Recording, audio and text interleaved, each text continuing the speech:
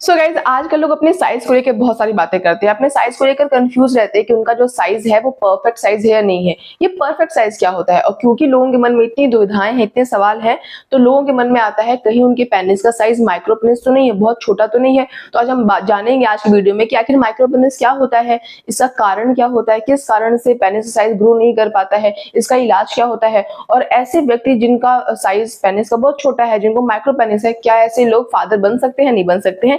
इन सभी चीजों को आज वीडियो में डिस्कस करेंगे। स्टार्ट करते वीडियो को। वीडियो बहुत इन्फॉर्मेटिव है, वीडियो को लास्ट तक देखना, आपको हर एक बात बिल्कुल डिटेल में समझ में आएगी। स्टार्ट करते हैं। सबसे पहले समझते हैं कि ये माइक्रो पेनिस क्या होता है।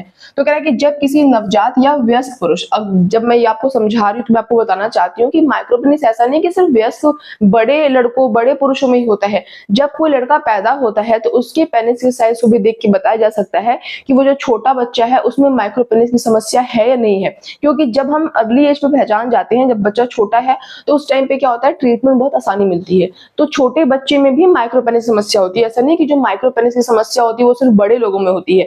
तो वही कह रहा है कि जब किसी नवजात या वयस्क पुरुष का लिंग उम्र और विकास के अनुसार अपेक्षित आकार से काफी छोटा रह गया हो तो उसे क्या कहते हैं, हम माइक्रो पेनिस कहते हैं। ये नवजात शिशु में भी होता है और ये वयस्क में भी होता है। साइज क्या होगा नवजात में? जब छोटा बच्चा है, नवजात शिशु है, तो उसके लिंग की लंबाई 1.9 सेंटीमीटर से अगर कम है तो यानी उसको माइक्रो पेनिस है। और अगर वयस्क पुरुष की हम बात करें, जो कि अगर उनकी पेनिस की जो लंबाई है वो 7 सेंटीमीटर से कम है तो यानी कि उस पुरुष को माइक्रो पेनिस की समस्या है। ठीक है, ये बात आपको समझ में आई। अब हम जानते हैं कारण क्या होता है कि किस कारण से लोगों में माइक्रो पेनिस हो जाता है।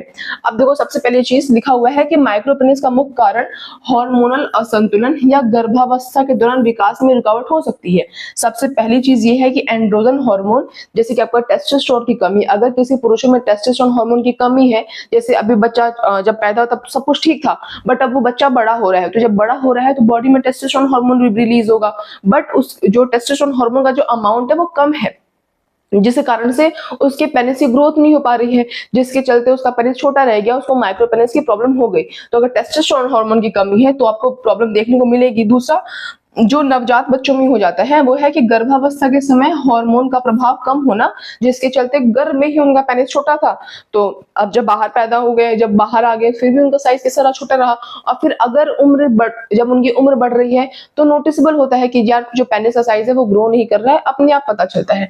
आगे लिखा हुआ है पिट्यूटरी ग्रंथि की समस्या। जो पिट्यूटरी ग्रंथि होती है, जो पिट्यूटरी ग्लैंड होता है, इसको हम मास्टर ग्लैंड भी कहते हैं। पिट्यूटरी ग्लैंड बहुत इंपॉर्टेंट होता है गाइस। पिट्यूटरी जो ग्लैंड होता है आपका, वो FSH hormone, LH hormone, luteinizing hormone कहते हैं, एफएसएच को हम फॉलिकल स्टिमुलेटिंग हार्मोन कहते हैं। ये जो हार्मोन्स होता है, ये आपके ये जो हार्मोन रिलीज होता है, या फिर टेस्टोस्टेरोन या फिर टेस्टिकल्स को ट्रिगर करता है, स्टिमुलेट करता है कि वो टेस्टोस्टेरोन हार्मोन की उत्पत्ति करे, प्रोडक्शन करे। अगर आपका एलएच हार्मोन रिलीज नहीं हो पाएगा, एफएसएच रिलीज नहीं हो पाएगा, आपका टेस्टिकल ट्रिगर नहीं होगा तो टेस्टोस्टेरोन रिलीज नहीं हो पाएगा। जब टेस्टोस्टेरोन रिलीज नहीं होगा तो आपके पेनिस साइज में प्रॉब्लम हो सकती है। तो ये भी एक कारण होता है कि अगर आपके पिट्यूटरी ग्लैंड ढंग से काम नहीं कर रही है, उसका डिसफंक्शन यानी कि पिट्यूटरी ग्लैंड अब काम करना बंद कर दिया उसने, क्रोमोसोम में कोई प्रॉब्लम है, कोई जेनेटिक कारण है, कुछ दवाओं का गर्भावस्था में उपयोग करने से भी क्या होता है, माइक्रो पेनिस की समस्या बच्चों में देखने को मिलती है। तो ये सारे वो कारण होते हैं जिस कारण से, अब इस कारण में देखो आपको मेनली दिख रहा होगा कि मेनली है कि अगर वो गर्भावस्था, मतलब अगर कोई फीमेल प्रेग्नेंट है, उस कंडीशन में कोई प्रॉब्लम आ गई तो बच्चे में माइक्रो पेनिस आ सकता है। दूसरा, अगर किसी पुरुष में टेस्टोस्टेरोन हार्मोन की कमी है तो भी उसमें माइक्रो पेनिस देखने को मिलता है। और एक और कारण है जेनेटिक भी, ये हो सकता है। आगे देखो लिखा हुआ है कि सिम्टम्स क्या होते हैं, कि मतलब बहुत सारे लोग तो डाउट में होते हैं, वो मतलब वो उनके पास सब कुछ है, वो हर तरीके की सुविधाओं से, मतलब सब कुछ, कोई प्रॉब्लम नहीं उनके अंदर, बट फिर भी बहुत डाउट है कि यार साइज परफेक्ट है कि नहीं है। अगर आपको डाउट भी होता है तो आप आज की वीडियो देखो, आपको हर एक डाउट क्लियर हो जाएगा। तो वो लिखा हुआ है सिम्टम्स के अंदर कि सबसे पहले तो यही है कि आपको साइज छोटा लग रहा होगा, तभी आपके मन में आएगा कि माइक्रो पेनिस है कि नहीं है। सेकेंड चीज क्या है कि जो बनावट होती है पेनिस की, उसमें कोई प्रॉब्लम नहीं होती। ऐसा नहीं कि अगर किसी को माइक्रो पेनिस है तो उसके यूरेथ्रा में कोई प्रॉब्लम होगी, स्किन में कोई प्रॉब्लम होगी, मतलब कोई और प्रॉब्लम नहीं होती है, सिर्फ साइज में ही क्या होता है, वो छोटा होता है, जिसके चलते लोगों को लगता है कि माइक्रो पेनिस है। लेकिन इसका मतलब ये नहीं कि अगर किसी का साइज छोटा होगा तो उसमें और भी समस्याएं उसको हो सकती हैं। ठीक है, आगे देखो लिखा हुआ है टेस्टिकल्स जो है वो सामान्य भी हो सकता है, और ऐसा हो सकता है कि वो थोड़ा छोटा भी हो, लेकिन इसका मतलब ये नहीं है कि अगर किसी इंसान को माइक्रो पेनिस है तो उसको 100% प्रॉब्लम होगी, ऐसा कुछ श्योरिटी नहीं होती है। हो सकती है ये प्रॉब्लम उसको हो, जो कि नॉर्मल इंसान को भी हो सकती है। कोई इंसान जिसको माइक्रोपेनिस नहीं है उसके भी तो टेस्टिकल में प्रॉब्लम हो सकती है, उसके तो स्पर्म काउंट में प्रॉब्लम हो सकती है। तो आपका पेनिस साइज छोटा है इसका ये बिल्कुल मतलब नहीं कि आपके टेस्टोस्टेरोन में भी प्रॉब्लम होगी, आपके स्पर्म में भी प्रॉब्लम होगी, ऐसा कुछ नहीं होता है।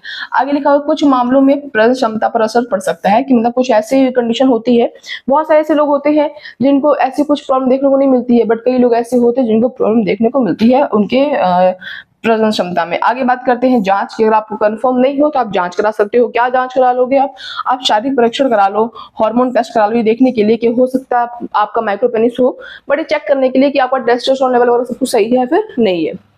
आगे अल्ट्रासाउंड करा सकते हो, एमआरआई करा सकते हो, जेनेटिक टेस्ट भी करा सकते हो, ये कंफर्म करने के लिए कि और कोई प्रॉब्लम तो नहीं है माइक्रोपेनिस के साथ साथ। आगे लिखा हुआ इलाज ट्रीटमेंट क्या है, तो सबसे पहले तो है हार्मोन थेरेपी। हार्मोन थेरेपी कह रहा है कि अगर समय पहचान हो जाए जैसे कि बचपन में ही, तो टेस्टोस्टेरोन इंजेक्शन या जेल देकर लिंग के विकास में मदद की जा सकती है। ये इलाज 6 महीने से 2 साल की उम्र में सबसे ज्यादा असरदार होता है, अगर बचपन में ही पता चल जाए तब।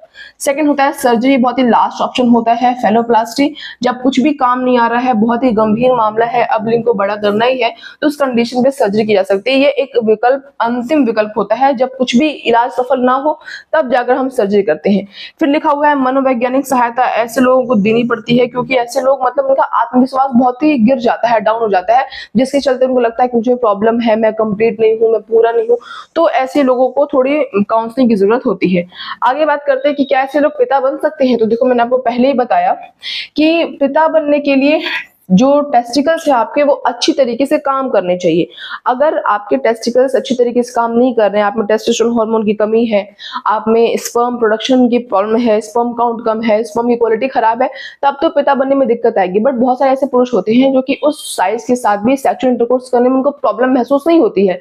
बट कुछ लोग ऐसे होते हैं जो कि फिजिकली उतने परफेक्टली नहीं कर पाते, उनको लगता है कि मैं प्रॉब्लम फील कर रहा हूँ। तो ऐसे लोग जिनको प्रॉब्लम हो रही है, उन लोगों में क्या होता है कि अगर नेचुरली वो नहीं कंसीव कर पा रहे हैं, तो अपने स्पर्म का यूज करके आईवीएफ के जरिए वो अपनी फीमेल पार्टनर को कंसीव करा सकते हैं, क्योंकि उनका टेस्टोस्टेरोन तो मान लो बन रहा है, उनका स्पर्म भी बढ़िया, सब कुछ बढ़िया उनके अंदर, सिर्फ साइज की प्रॉब्लम है, तो भी आप फादर बन सकते हो। अगर नेचुरली नहीं कंसीव हो रहा है तो आप आईवीएफ के जरिए भी कर सकते हो। लेकिन बहुत सारे ऐसे कपल होते हैं जो कि उस साइज के साथ भी उनकी लाइफ, उनकी मैरिड लाइफ, वो प्रेग्नेंट भी होते हैं, सब कुछ एकदम बढ़िया चलता है, कोई प्रॉब्लम नहीं आती है।